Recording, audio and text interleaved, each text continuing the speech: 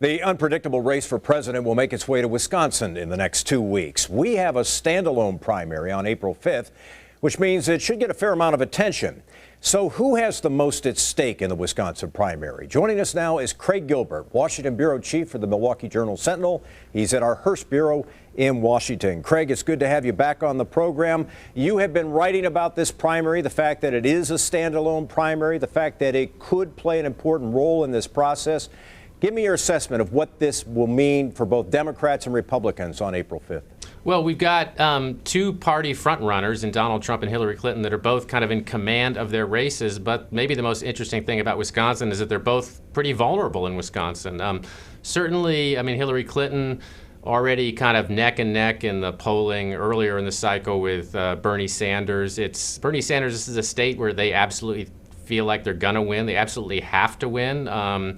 If he's going to convince people that he has any chance of overtaking and erasing Hillary Clinton's delegate lead. It's a good state for him. It's mostly white. There's a lot of liberals. So young people turn out in droves.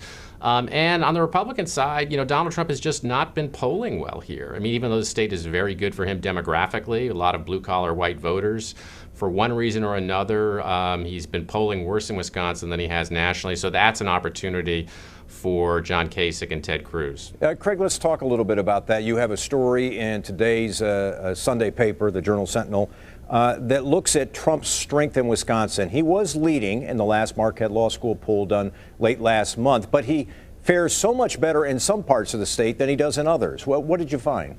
Yeah, we looked at, whether Republican voters have a positive or negative view of Donald Trump. And those attitudes just are unbelievably different from one part of the state to another, but it follows a very distinct pattern. I mean, Trump's best numbers are in northern and western Wisconsin. When you clump together that big, huge region of the state, he's got a pretty positive image with Republican voters. But the closer you get to Milwaukee, the worse it gets.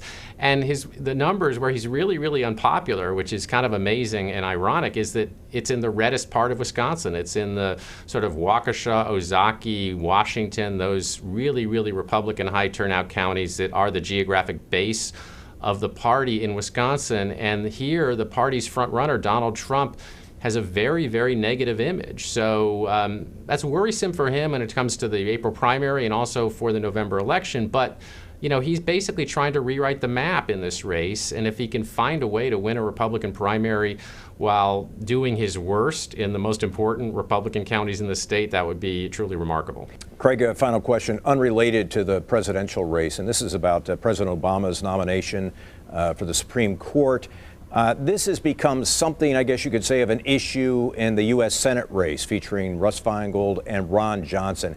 How big a deal is this for that race? Well, I think the best that Ron Johnson can hope for is that that it has no impact on the race. I mean, it certainly can't help him because he needs to broaden his base. And while his base is very happy with the idea of Republicans not holding hearings on this nominee, it's not necessarily a popular position outside the Republican base. So, it's one more kind of potential challenge among many for Ron Johnson in this race. But really, I don't think he can get anything good out of this debate. The best he can hope for is to not be damaged by it.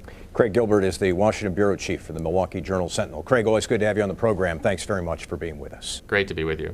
Next, our most detailed look yet at the new arena plan for downtown Milwaukee. How will the Bucks meet the timeline? I'll be asking the team president when Up Front continues.